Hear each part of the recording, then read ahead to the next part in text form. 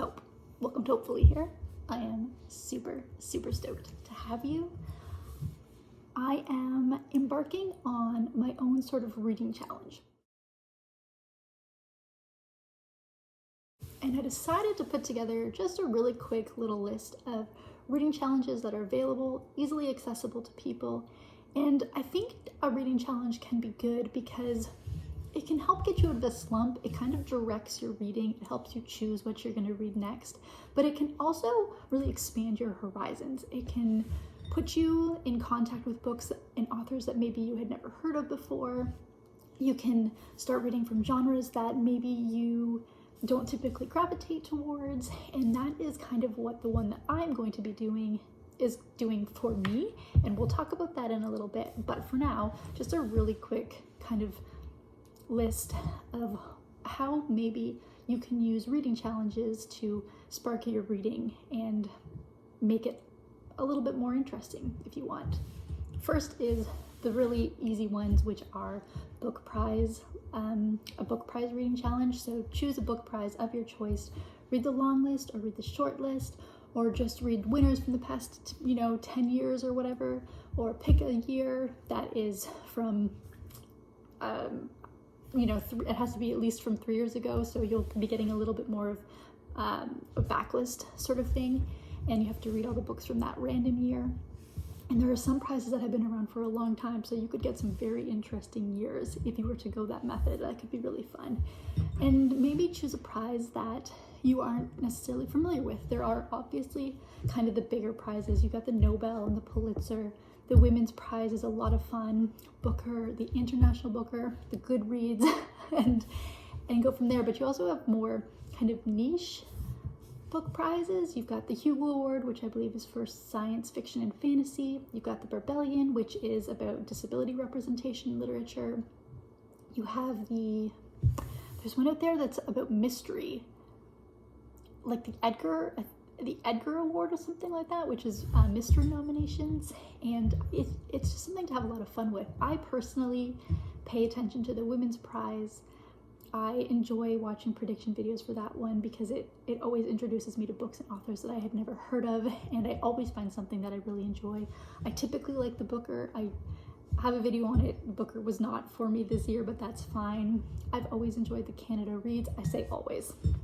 It's not like I've been paying attention to Canada Reads for very long, but when I look back at it, I do recognize a lot of the novels, and there's always something that I really enjoy. I recently read Scarborough by Catherine Hernandez, and that book was nominated for the Canada Reads Prize, I think 2 years ago, and it is one of the best books I read this year. It's spectacular, and I just always have such a great time with the Canada Reads. The Scotia Bakeliter Prize is another Canadian literature award. So you can find different awards from different countries. It's just a lot of fun to explore and will generally introduce you to at least one author or one book you hadn't previously had on your radar, and that's a lot of fun. You also have reading challenges you can build around heritage months. So there's Black History Month, there is Pride, there's Indigenous History Month. There are so many options out there. Countries celebrate different months at different times. They're not always the same, but the recognition months, and it's always fun to create a TBR based on a history that maybe you're not super familiar with, or reading from an author that has lived that history and is experiencing it. It's always fascinating to do, and one really great resource for that actually is the library. The library typically, for kind of the bigger recognition months, I find they normally have a list of literature that goes along with those topics for that recognition month, and that's always very helpful. And normally they have kind of geared lists, so like a kids list and a teen list, an adult list, or a nonfiction list. It's normally not one big generalized thing, but that could just be the library experiences that I have had, but it's still definitely worth checking out. You also have like the booktuber lists or the internet lists. So you've got people like Kayla from Books and Lala, who does her buzzword readathon. You have Simon and Louise Savage, who do their prompts, and you've got Gabby from Gabby Reads, who does her Ween stuff and her colorathons. I don't know all that much about those ones. Then there is Leanne from Literary Diversions, who does a mixtape-a-thon, I think is what hers are called, but there's so many booktubers that offer kind of these reading challenges or ways to really spark getting a TBR together and getting your reading going and trying to ignite a little bit of a fire in your reading, particularly if you're feeling just a little slumpy. And I have definitely been feeling the slump. So the challenge that I am going to be embarking on, and I'm super, super excited about, I've started reading about the first book for it already, is my goal is to read a favorite book from every single booktuber I follow on YouTube. There are 23, so this is not going to be a short challenge, but I am going to attempt to do it in a pretty short period of time, but I'm really excited about it. I went through videos from every single one. It took like 2 days, I think, and I picked a book that they have recommended highly or is a favorite from them. And if I could get it quickly at the library, that is always, especially in something like this, a criteria that I need to be cognizant of. It has to be a book that I'm fairly sure I could enjoy. I don't want something that's so out of left field that I think there's no way that I would ever enjoy that, even if I wasn't challenging myself to read it. And ideally not part of a series, but that one was harder to do. But I'm excited about it because I follow a lot of people who do not read the same as me. I follow some romance booktubers. I'm not a romance girly. I've literally never said the word girly in my life, and I don't think I need to say it again. That seems way beyond my demographic.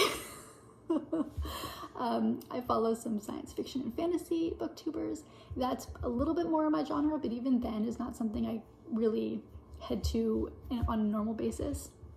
So I'm really excited to see what is in store for me in the next few weeks in terms of my reading, and I hope to make as much content and as many videos around it as possible. I think it's going to be a lot of fun. We are getting into kind of the more festive seasons, so I hope to, we'll make some different hot chocolates maybe, or we'll explore where I'm living right now because it's still pretty new to me. I'm not really sure exactly what it's going to entail, but it is definitely something that I am super excited about. I have written out a list of 50 plus reading challenges that I think could be fun. I guess a couple more would be like an A to Z reading challenge where you have to read an author for every letter of the alphabet or a book for every letter of the alphabet. There is kind of like once a month reading challenges where I read a classic book a month or a backlist book a month. Another one that I think would be really fun but also very, very hard to undertake is one book per shelf challenge, but for me it would be the library edition, where I go into the library and I have to read a book off of every shelf that is available in whatever genre I choose. It would have been fiction, and that could take quite a while to get through, but also you would find books on some shelves that you have read, and so you'd be able to skip through them, and I think that could be a lot of fun. But I'm super curious to know if people like reading challenges. Is this something that you do? Have you ever used it to kind of get yourself back into reading? What ones are out there that you find really interesting? Because I would love to put them on my list and see if maybe I get to them someday. But for now, that is it. I am going to finish the coffee. I am going to keep reading because I've got a lot of reading ahead of me in the next handful of weeks anyways. And I'm just gonna have myself a grand old day. I hope you do too. I'll see you in the next one. Bye.